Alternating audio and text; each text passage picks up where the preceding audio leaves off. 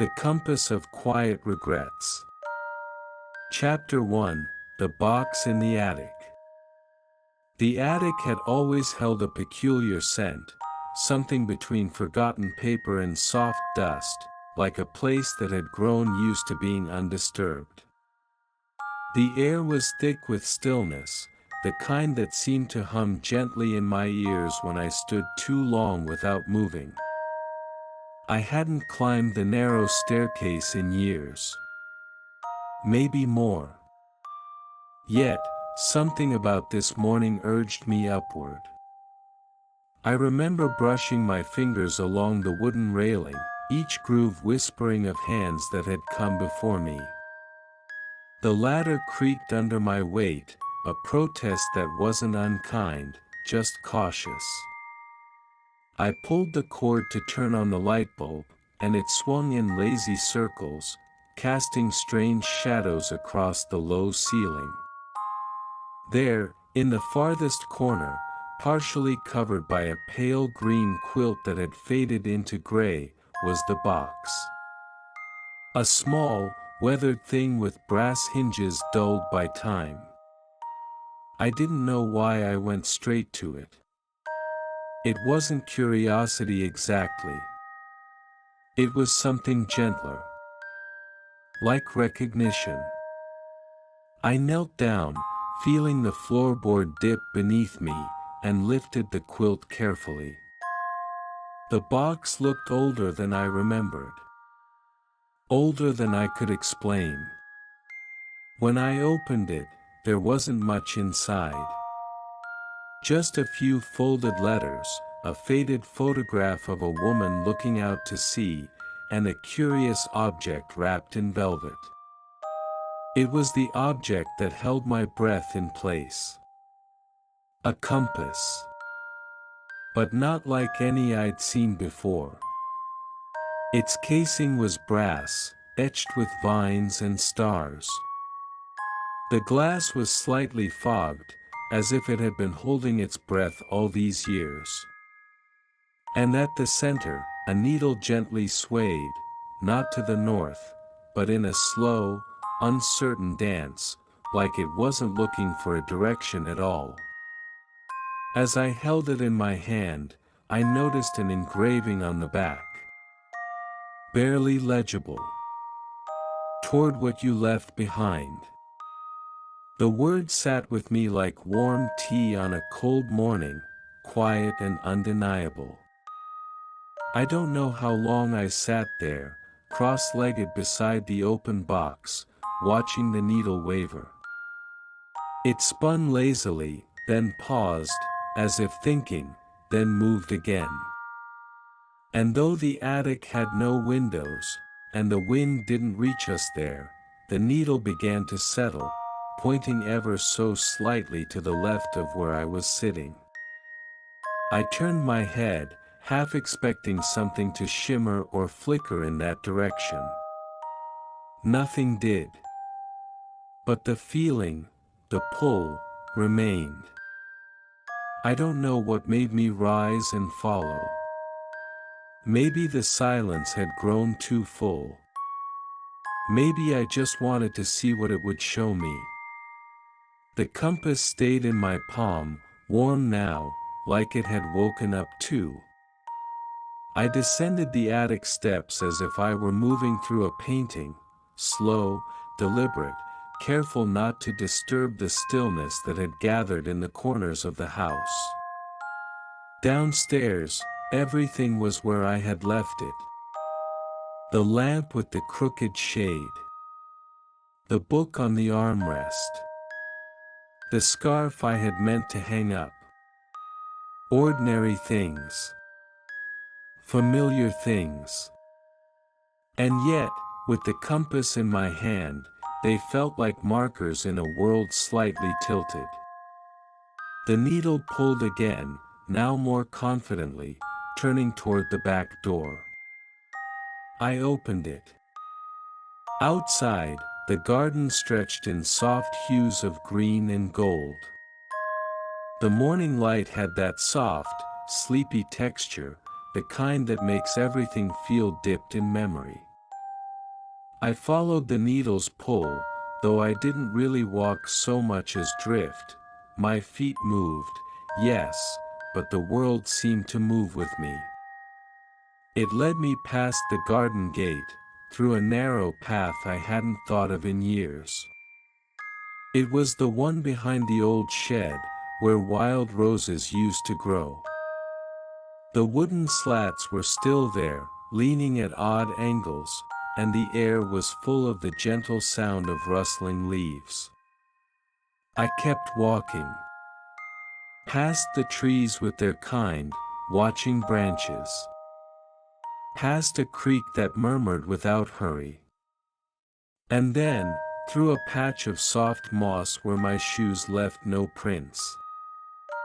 Finally, I came to a clearing I had almost forgotten. There had once been a bench here. And a girl.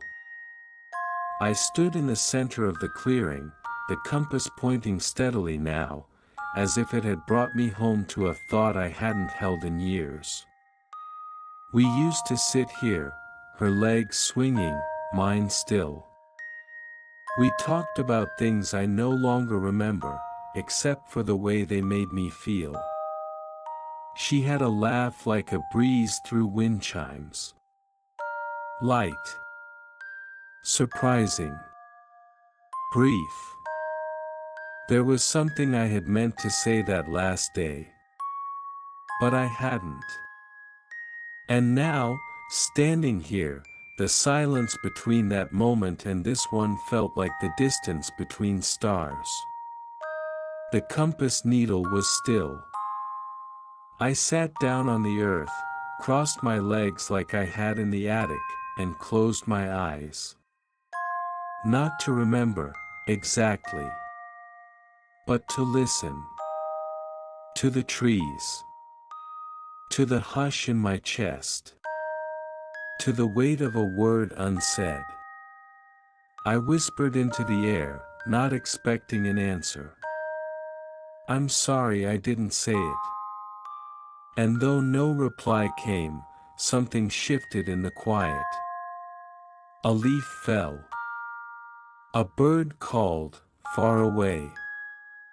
And the compass, still resting in my palm, gave a soft, slow turn, just once, and then stopped again. Perhaps it had heard me. Or perhaps that direction, that regret, had been just one of many. When I opened my eyes, the sky looked the same, but I felt changed in some small, invisible way. I stood, brushed off the moss, and looked again at the compass. The needle turned and pointed in a new direction. Chapter 2: The Needle That Never Settles. The path ahead looked unchanged, but I could feel that something had shifted within me. The compass no longer pointed back toward the clearing. It had moved again, softly, gently, turning just enough to suggest a new way forward. Not demanding. Not insistent. Only offering. The trees on either side of the path leaned close, their branches arching overhead like the arms of listeners gathered around a quiet story. Their leaves fluttered, though the air was still. I walked slowly, letting my feet brush through the tall grasses. There was no need to hurry. This wasn't a journey measured in steps. As I moved, the compass began to behave, oddly. The needle trembled more than before, shifting this way, then that, never quite settling. Sometimes it pointed forward, sometimes it spun. Once, it even circled slowly, as if unsure whether to continue at all. I stopped. Was it broken? Or was I simply standing between two things the compass could not choose between? There was a stone bench near the edge of the trail. I sat down, letting the silence gather around me like an old coat. I looked down at the compass in my hands. "Where are you trying to lead me?" I asked aloud. Of course, there was no answer. Just the soft sound of wind threading through the branches. But as I stared at the compass, I began to remember something. An afternoon, long ago, beneath a sky filled with heavy gray clouds. I had made a choice. A small one, perhaps. But it echoed. I had been invited somewhere, something as simple as a gathering, a friend's invitation I brushed aside with a half-hearted excuse. "Maybe next time," I had said. But there hadn't been a next time. The friend had moved away. Life had unfolded in new directions. And the version of me that might have sat at that table, shared those words, heard that laughter, he had never come to be. The needle twitched. Not a direction, exactly. More like a memory surfacing. The compass didn't just point through space, it pointed through feeling. I stood again and let my feet follow the places inside me that felt a little hollow. The forest thinned, revealing a quiet street I hadn't walked in years. The houses were modest and sweet, each with its own small garden. I recognized one at the corner, with ivy climbing up the fence. I hadn't thought of it in so long. The door wasn't closed. It was just, slightly ajar. As if waiting. I stepped inside. The rooms were painted in the colors of memory, faded blues, soft browns, and golden light. I didn't know who lived here now. Or if anyone did. But it felt like a place left for someone to return to. There was a piano in the corner of the living room, covered in a linen cloth. I walked to it slowly and lifted the edge. The keys were dusty but intact. I sat down on the bench and let my fingers hover above the keys. I used to know a song, something simple, something quiet. I couldn't recall the notes, but the rhythm remained in my bones. I pressed one key. Then another. Soft. Wavering. A melody half remembered. I closed my eyes and let it unfold, awkward, tentative, beautiful in its unfinishedness. Each note seemed to ripple outward, like raindrops falling into a deep, calm lake. And just like that, a face came back to me. She had sat beside me once, humming while I played.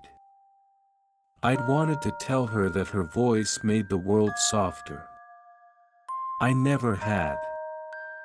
The melody faded. I opened my eyes. The room hadn't changed, but my chest felt lighter. Not emptied, just less crowded.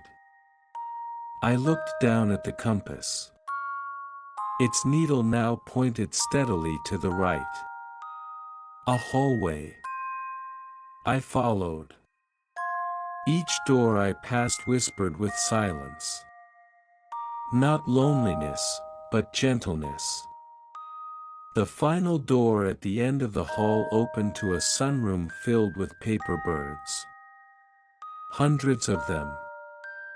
Dangling from threads, resting on windowsills, perched atop old picture frames. They were made from maps, letters, sheet music.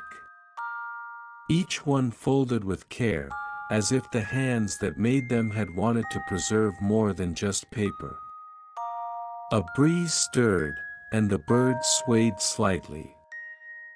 They rustled like pages turning. One drifted down, slowly, landing at my feet. I picked it up. Inside its folds was a small slip of parchment. "You are not lost." The words weren't signed. I held it for a moment, then tucked it into my pocket.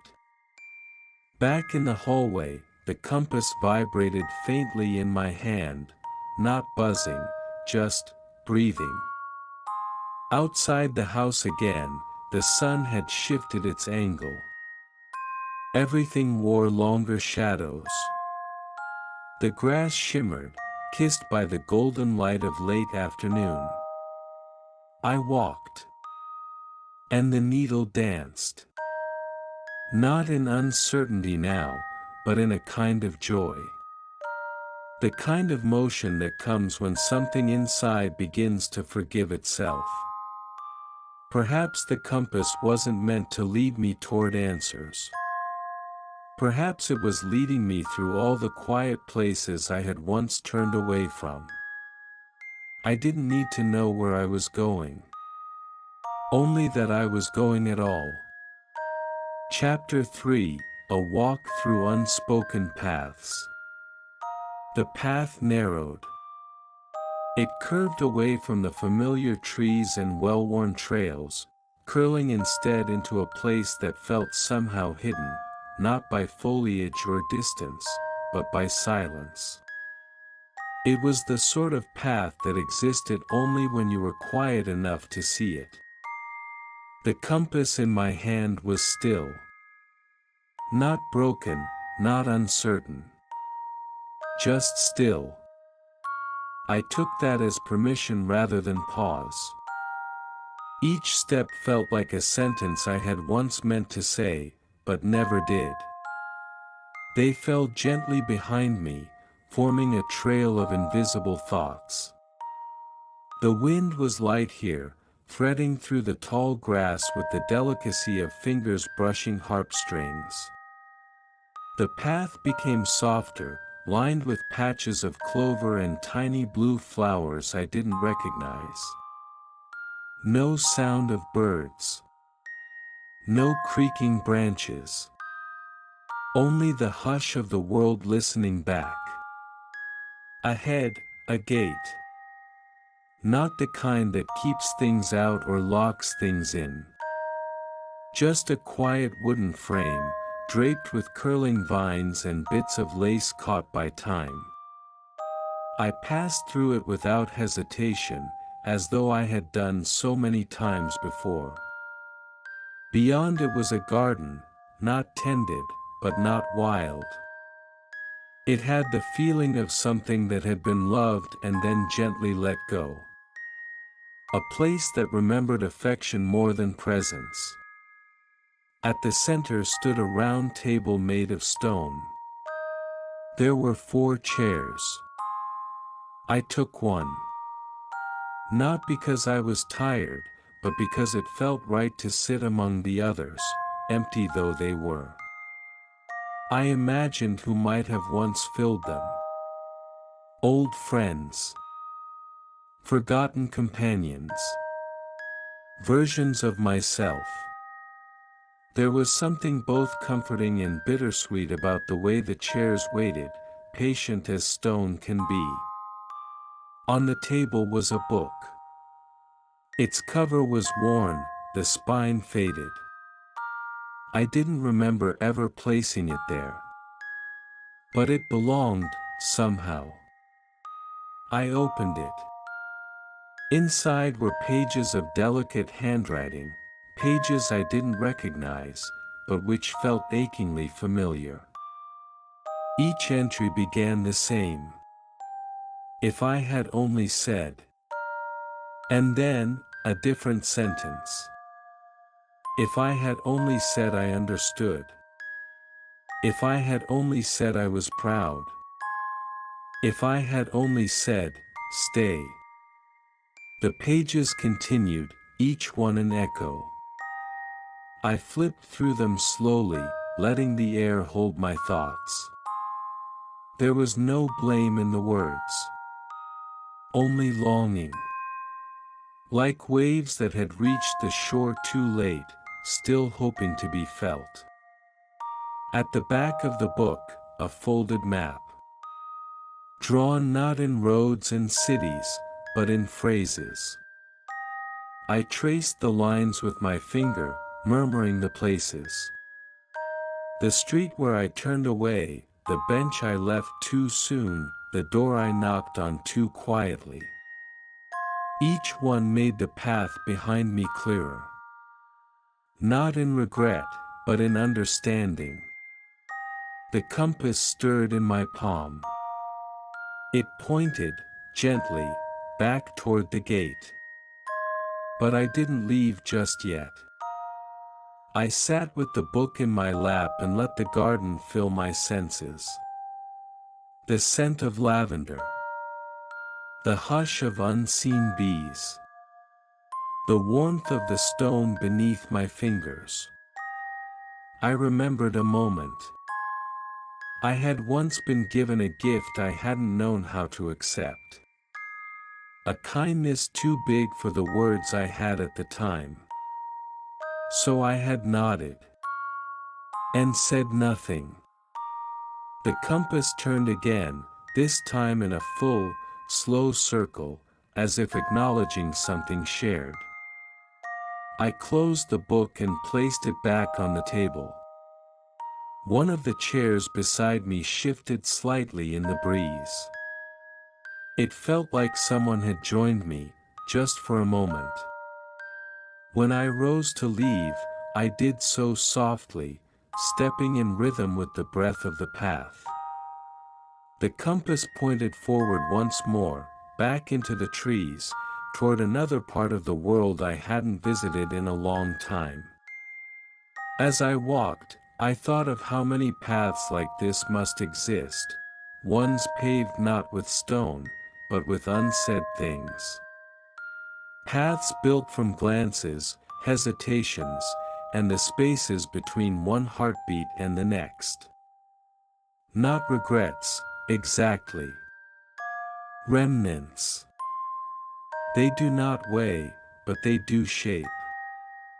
The compass needle pulsed faintly, left, then right, then forward again, guiding not by direction, but by the gentle gravity of what I had once left behind. The sun was lowering, but not yet setting. And the path, though winding, felt kind.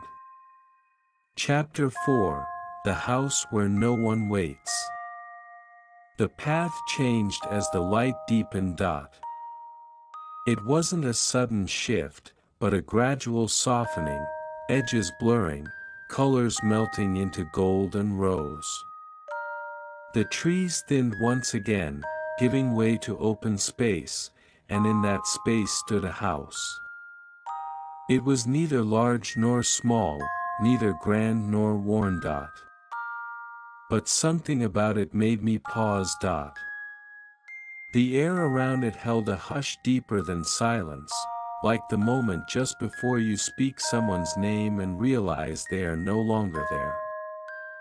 The compass pulsed in my hand, not urgently, not insistently, just enough to say, "This is the place." I approached slowly. The gate, once painted white, had let its color peel away like layers of an old story.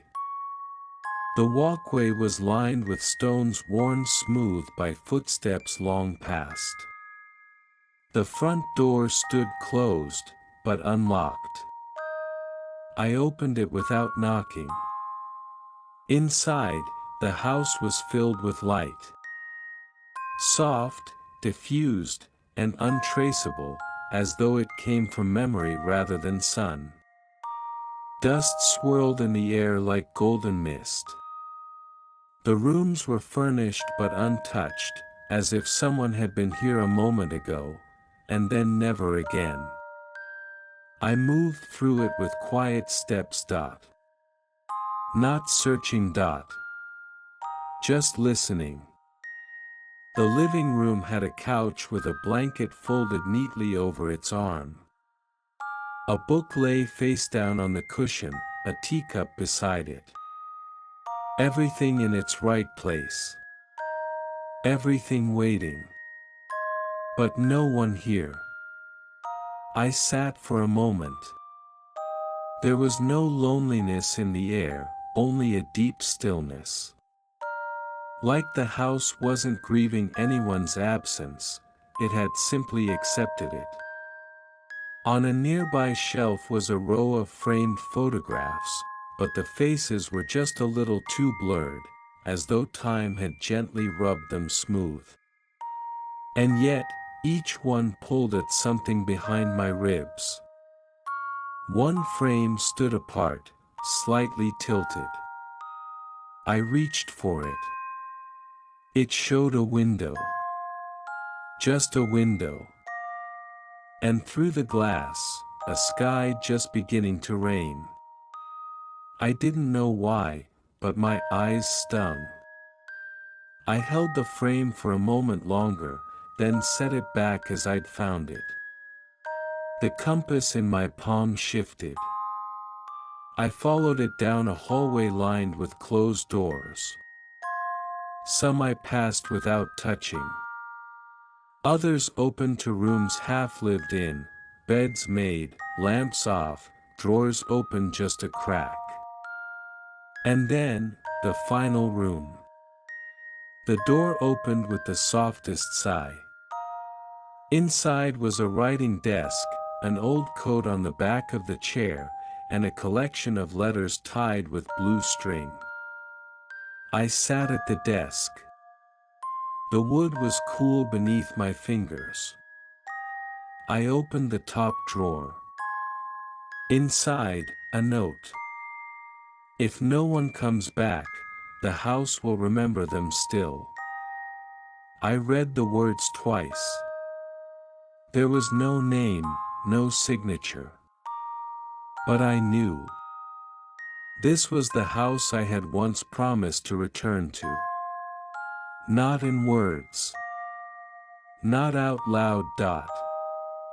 But in one of those small, powerful ways we promise things, through a look, a shared silence, a hand held too long. I hadn't returned. Not until now. I stood and walked to the window. Outside, the same light. The same soft wind in the trees. But within me, something different. A loosening.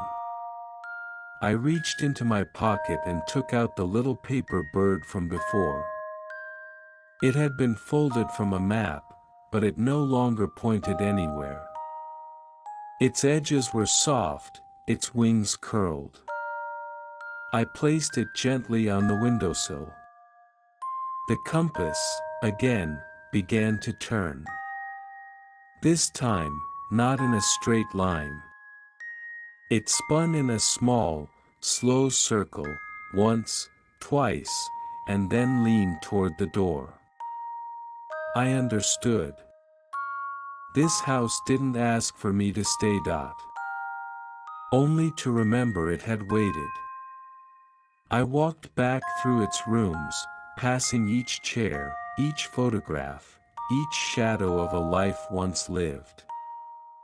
I closed the door behind me, not to seal it, but to keep its quiet intact. Outside, the sky had shifted. A few stars blinked in the fading blue, uncertain whether it was time to shine. The world had that softness only evening brings, when everything seems to exhale. I held the compass close. The needle was steady again. And the path before me was gentle. Chapter 5, The Garden of Almost. I walked as if following a song I couldn't quite hear.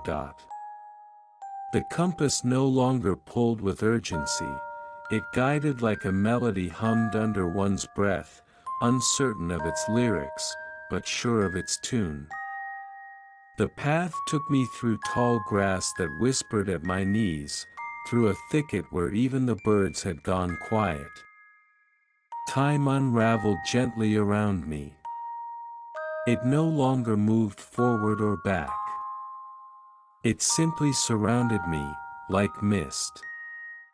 And then, just as the light turned silver around the edges, I found it. The garden. I didn't know how I knew it was a garden. There were no neat rows, no fences, no gates. Only a field of gentle possibility. The flowers here didn't bloom in confidence, they hovered in hesitation, petals half closed, buds that had nearly opened, but stopped just short. Vines curled around empty trellises. Fruit hung before ripeness. Leaves caught mid-turn, neither green nor gold. It was beautiful in a way that made me ache. I stepped into the garden slowly, not wanting to disturb the pause that lived in everything. The air smelled of beginnings, soft earth, rain not yet fallen, and dreams not yet dreamt. In the center of the garden was a tree. Its trunk was knotted, but kind. Its branches reached out in wide, careful arcs, like it had spent its entire life learning how not to rush. I sat beneath it. The grass beneath me was cool and welcoming. I closed my eyes and felt the hush settle into my chest. This was the place of almost, where the words I almost said still floated in the air. Where the choices I almost made waited like unopened letters. Where the hands I almost held still reached, just shy of mine. And I remembered. A conversation that nearly happened. A forgiveness I almost gave. A letter I almost sent. None of them heavy. None of them painful. Just incomplete. Still waiting. I opened my eyes and found the compass resting in my lap. Its needle didn't move. Instead, on the face of the compass, new words had appeared, etched faintly in the glass. Here lies everything unfinished. I traced the words with my thumb. It felt neither sad nor accusatory. Just true. Around me, the garden rustled gently. I noticed now that every plant, every petal, seemed to lean slightly toward me, as if I was part of the story here. As if my presence allowed the almosts to become enough. I stood and wandered through the garden, brushing my fingers across the soft heads of flowers that nearly bloomed. Somewhere beneath the branches of the tree, a swing hung by two faded ropes. It swayed, though there was no wind. I sat upon it. Let it rock forward, then back, slow as breath. A thought came to me then, not sharp or sudden, but smooth and warm. It is okay that not everything was finished. There was something tender in that truth. Some stories are meant to remain open. Some words are meant only to be almost spoken. Some moments only bloom halfway. And still, they matter. Still, they belong. I stayed there until the garden began to fade into twilight. The air cooled. The flowers folded inward. The sky softened into hues that didn't ask to be named. When I rose, I felt lighter, not because I had left anything behind, but because I had accepted that some things would stay with me forever, just as they were. Not whole. Not resolved. Just quietly true. The compass stirred once more. Its needle pointed beyond the garden, past the swing, toward a path that shimmered faintly with twilight. I followed. Not to finish anything. Just to continue. Chapter 6, Where the Compass No Longer Turns. The path beyond the garden was unlike any I had walked before. It didn't twist or climb. It didn't ask questions or offer direction. It simply was. The compass in my hand had grown quiet. The needle, once restless, now rested in place. Not pointing. Not pulling.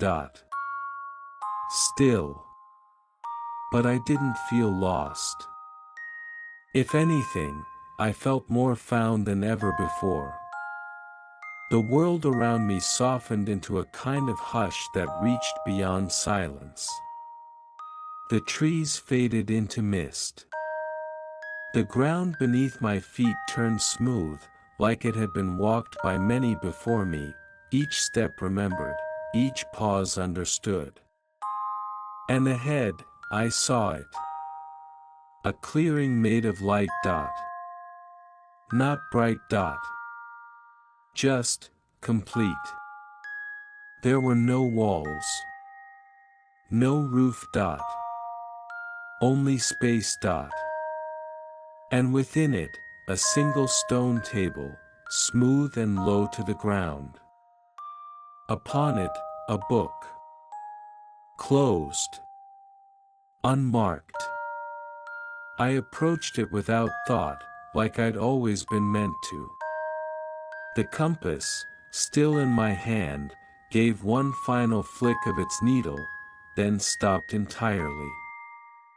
The motion was so gentle I almost missed it. I placed it on the table beside the book. I sat down.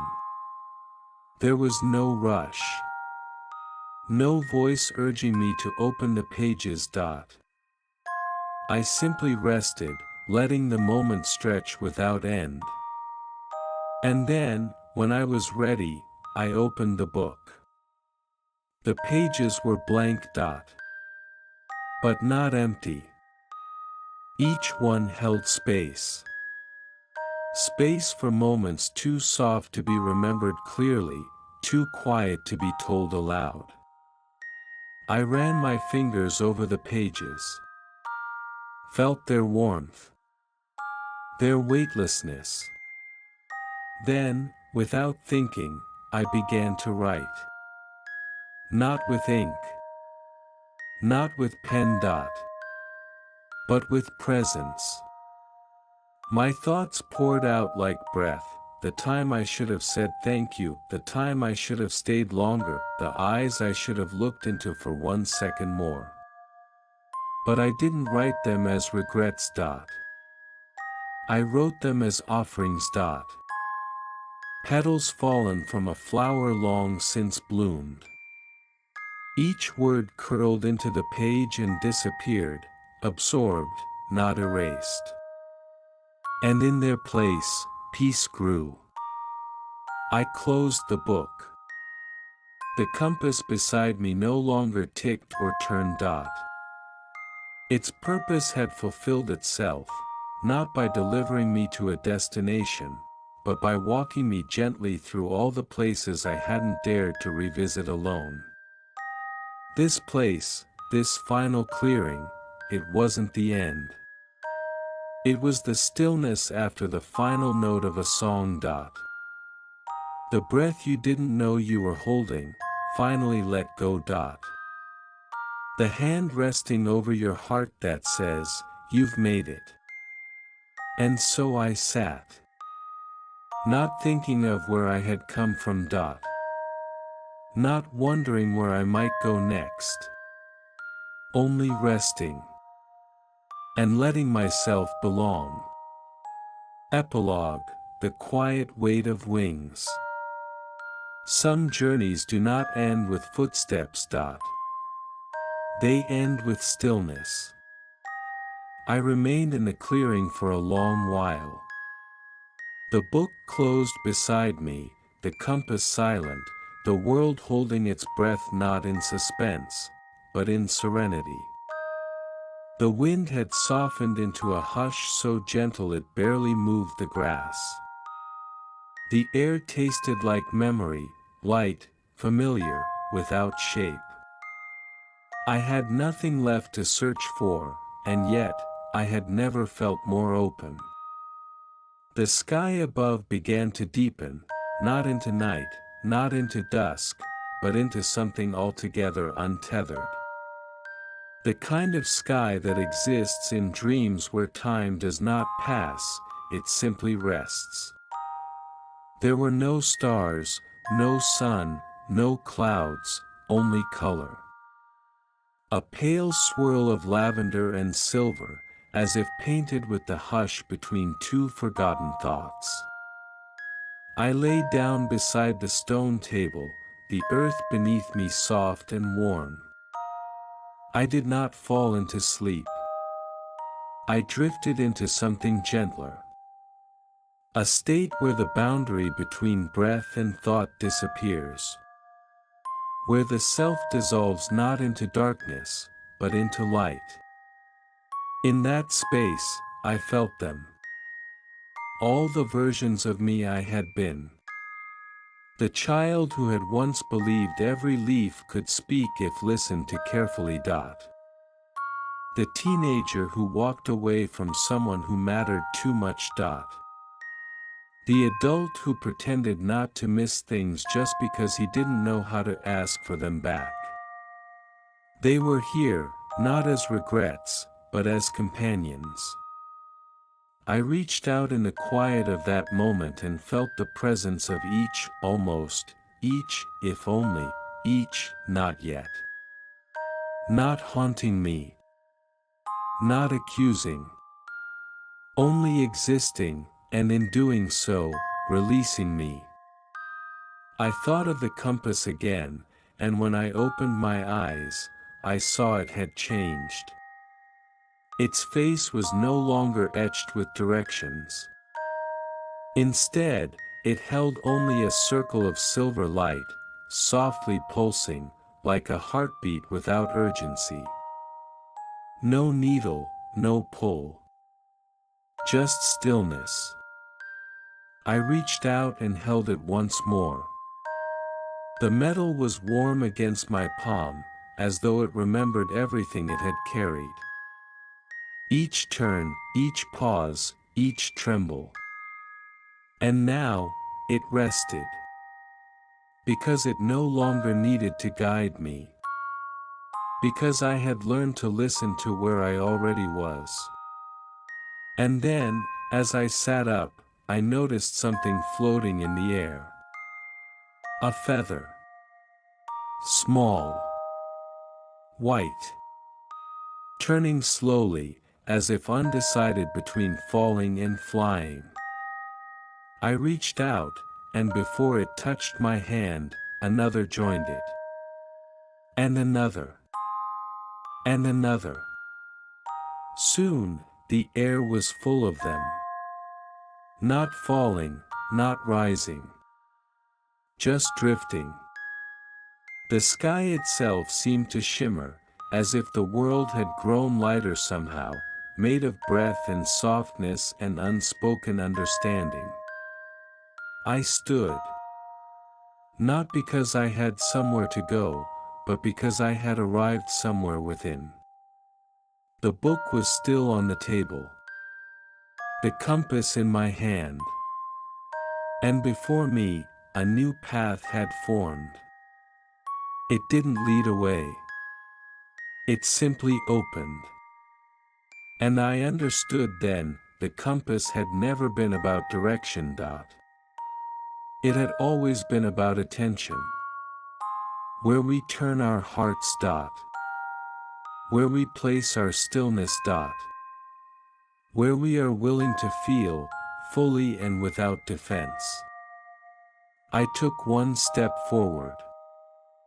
Then another. The feathers parted gently in my path. The clearing faded behind me, not as a vanishing, but as a kindness, like a whisper that knows it's time to let go.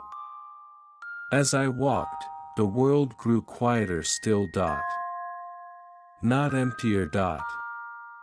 Just clearer. And within that clarity, I found a field.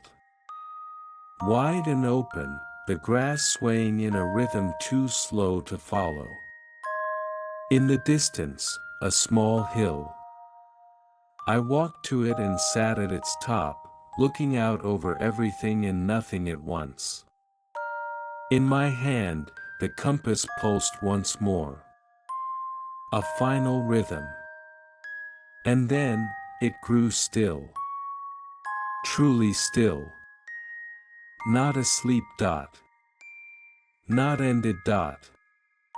Only, at peace.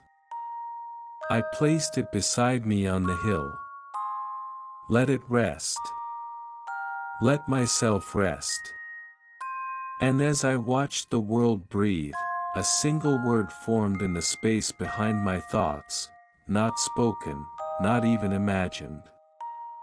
Just felt. Enough. I had walked through memory.